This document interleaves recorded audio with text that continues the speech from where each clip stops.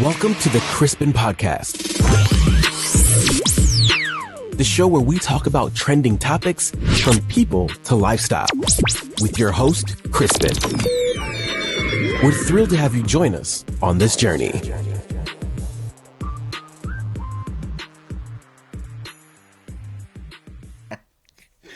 Hello everyone, it's your boy Crispin repping here live, and it's another beautiful episode of Crispin's podcast. How you guys doing?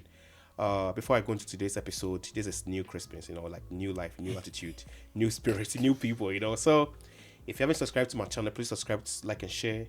We're on Apple Music and Spotify. If you cannot watch, you can listen to us. I think it's fair, right? All right, so of course, I'm not alone here. I'm here with Mr.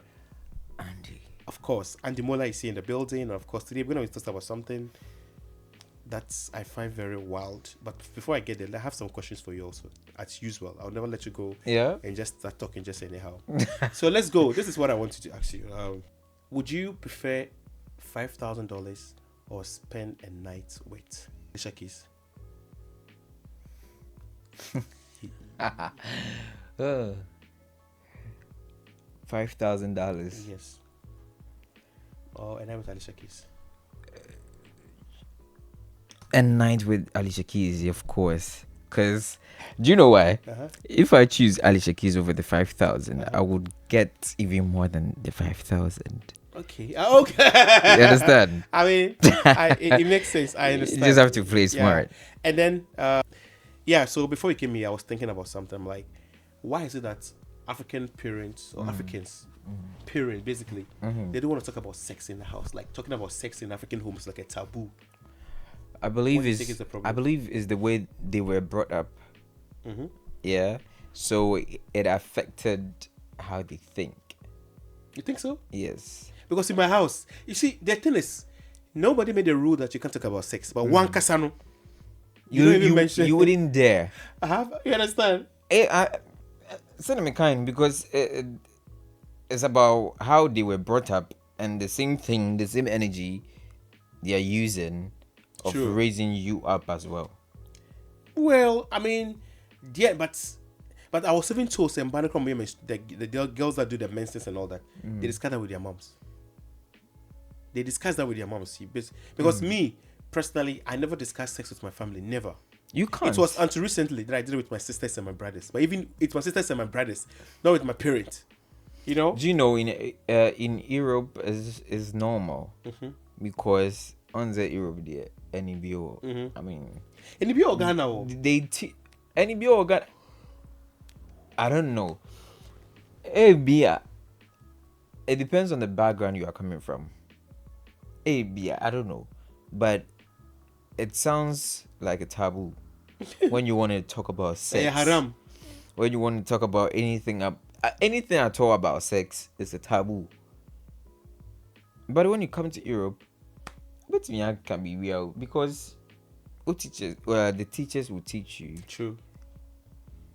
when to have sex, when to abstain.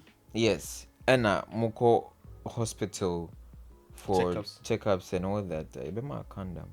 Really? Yes. So were you giving condoms? Yes. Wow. Really? Yes. Nice, because I've never, in fact, the way I was brought up in my family, that's not how I want to raise my kids, actually. Nobody I want my kids to see me as a friend, not just a parent. I think everybody now, our generation, wants their children. I want my kids to be able to come to me and say, Daddy, listen, blah, blah, blah, blah, blah, blah. The guy likes me, I like a girl, so I can give, like, the way I'm with my niece and my nephews, my uncles were not like that with me, We are very open, talk about sex, who they are dating. They tell me, they watch my Snapchat, I watch their Snapchat. They don't hide me, My nieces are crazy. They're like almost like me, actually. And I find it because I read something on Facebook. Someone wrote, it says, our parents never taught us about sex, but we are professionals now. It's true, because most of people found parents in their friends. Sometimes when I was in my adolescence, when you're in adolescence, you have like few changes in your body and all that. When I started having my changes, I actually spoke about this with my friend, not with my parent. No. Because I felt like they put a lot of trust in teachers. They feel like teachers are supposed to be the ones to tell you or do this thing, but it's my parent. It is your job, not the teacher's job. I think that's how most African people, parent think like that. That the teacher has to do all the job. But there's some things that it has always been like that. You need to teach your child. Yes. I mean, it's like, yes. Why do you think? I know you said it's because of how they were brought up, the ignorance and all that. But do you think it's supposed to be like that though? And the funny thing is, we the children, we didn't also think or knew that what they are doing to us would not help. Unless you travel. No, they're free BBC travel and see. I'm telling you. Oh, Ninja make us say Tamani organ and and all that. We are being brought up by our parents, our grannies, whatsoever. Oh, timin go mami and papa honum, and answer granny honum. And can say, this is what I learned. Not just anything, but you can't just go to them to say, I've learned something new. And if they ask you, what did you learn? I learned something about sex. They will shout at you. Crazy. Yeah. And okra, you wouldn't dare. But don't you think, say, affect you in a way? Yes.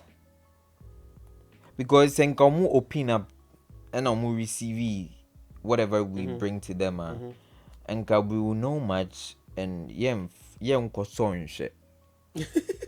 I mean, it makes sense in a way because, like, I mean, of course, I understand what you're saying. You are right, but the thing is, sometimes I feel like, if the things we know now, if we knew back then, there's some mistakes some people wouldn't have done. And I don't want to sit here and blame my parents because they didn't teach me about sex, but I had to learn it from my friends. That's the truth. A lot of us found parents in our friends. Yeah. Assembly here, they will run first to their friends. I say, okay, to me, there are some issues that happens in the house. You can actually, your friends will hear it before your parents even hears it. Because that's how people. Because I'm comfortable speaking about sex with my peer and my own parent. For them, they assume I know. Parents assume that we know because the teachers will teach us in school, but it wasn't like that back in the days. And I find it relieving that the people of today, like the Gen Zs, basically, they know too much. The Gen Zs know way too much. Because I think because of their peers and school, and with the help of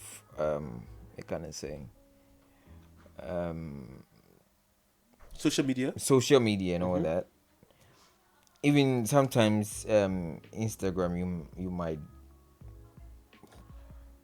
anything can pop up. I'm telling you what I say.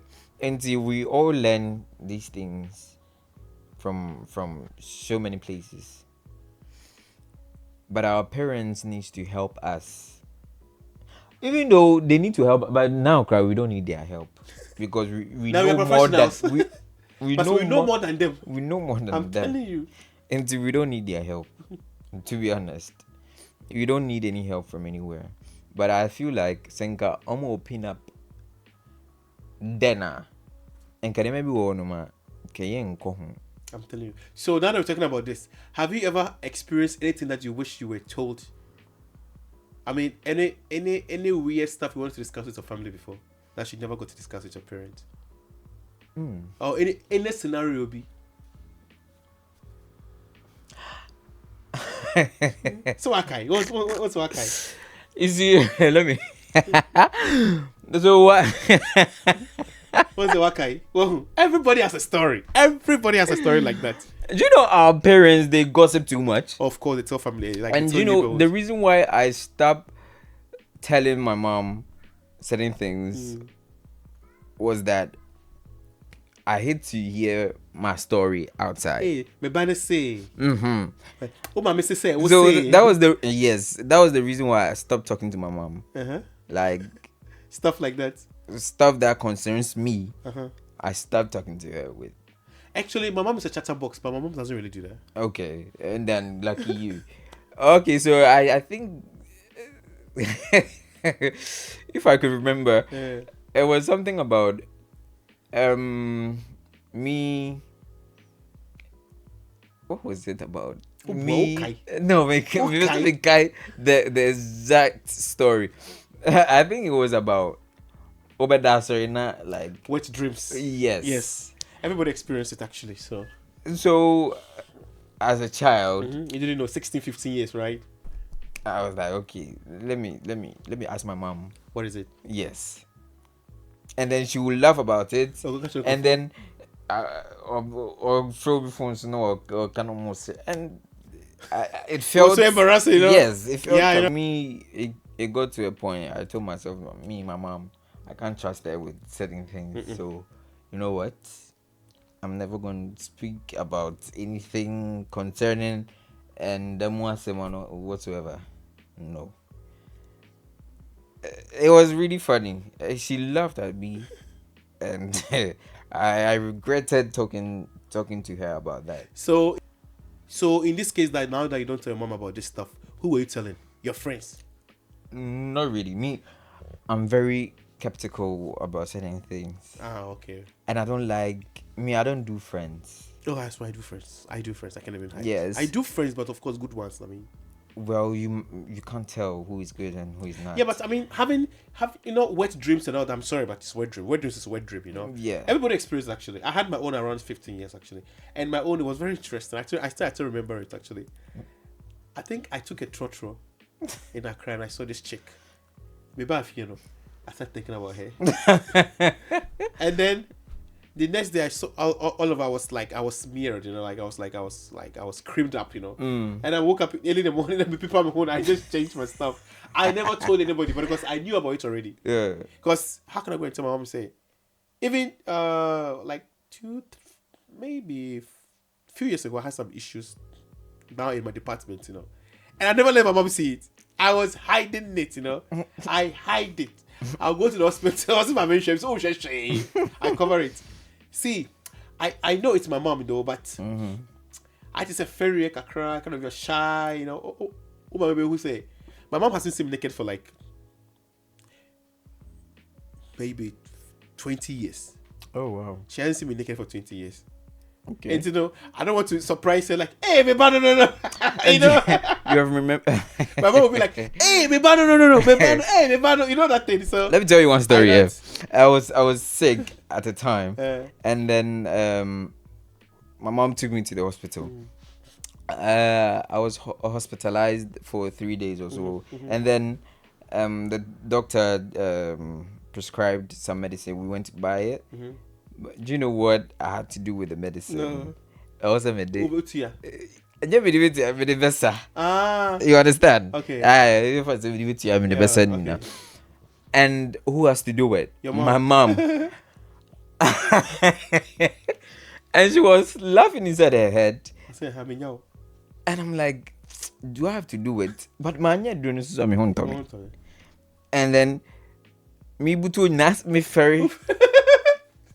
But I don't tell us most of for sure this year. I mean, It's not about the shocker and hide the balls. I will just pop it in. It's always like, yeah, everybody's shy. I don't know. It's and you are young and I'm a bit hairy as well. Yeah. Oh, no, what you're saying. And of course, you better say, how do you say it? The place is also bushy. River The place is bushy as well. And to me ferry and my mom is teasing me as well. So should I open up my butt for her to, you know what? Yeah, I know. It's open your back cheeks for your mom to just, you know, it's yeah, it's some stuff. But wouldn't it be when you were sick? Say how do you know they know who echo. When you are sick, you don't have the kind of I'm shy of my parents. I wasn't thinking about that too. But how she was laughing is she's trying to make the whole thing embarrassing. Yeah, but I know, right? What you say? I said where you when you come and like me buto na yenentem na me sorry na me go pembe bintina. So yeah, I mean that's the thing. African parents, you know, we need like we don't have sex communication with them. not sexual, but sex communication with them. So no, we don't find it very comfortable to talk about. Because I believe if that even up to now I should impregnate someone, my mom will be like, hey, on your virgin, you know.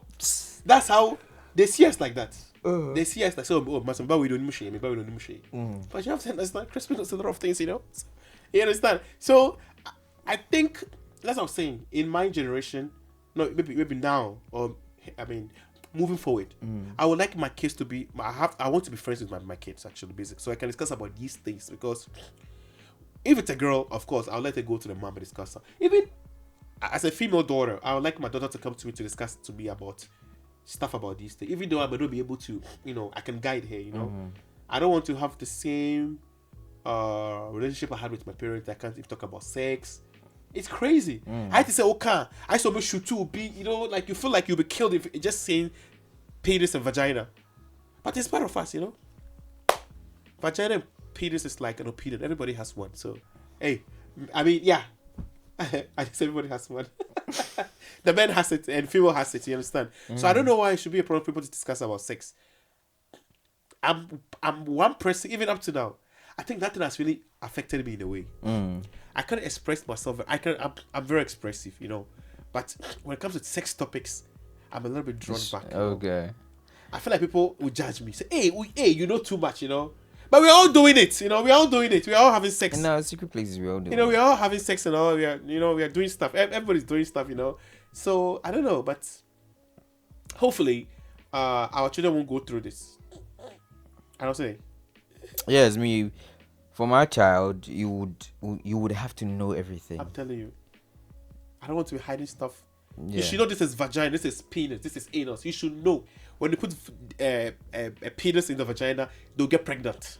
Yeah. Do you want to be a teenage father or a teenage mom? No. So avoid these things. I know teachers are doing their best, but as a parent, also I also have a responsibility that I really have to play, or a role I have to play. So I should be my children's best friend. Come to me, friend, before you go to your friends. Period. What last words do you have for our crispy latest? What do I have to say? Say something. Well, I don't have much to say. Just be you and live your life. Make sure you take your time. No rush, bro. Thank you so much for coming on Christmas podcast, and It's a pleasure. it was nice having you here. And like, you know, Christmas podcast, we're everywhere, so watch out for our weekly uploads. You know, we have like episodes every weekly. So Crispin, I got you. If you have any questions, leave it in the comment section. I love you guys. See you guys on the next episode of Christmas podcast. Bye.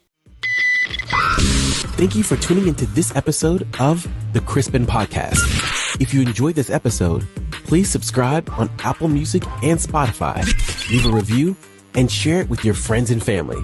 Your support means the world to us. See you next time.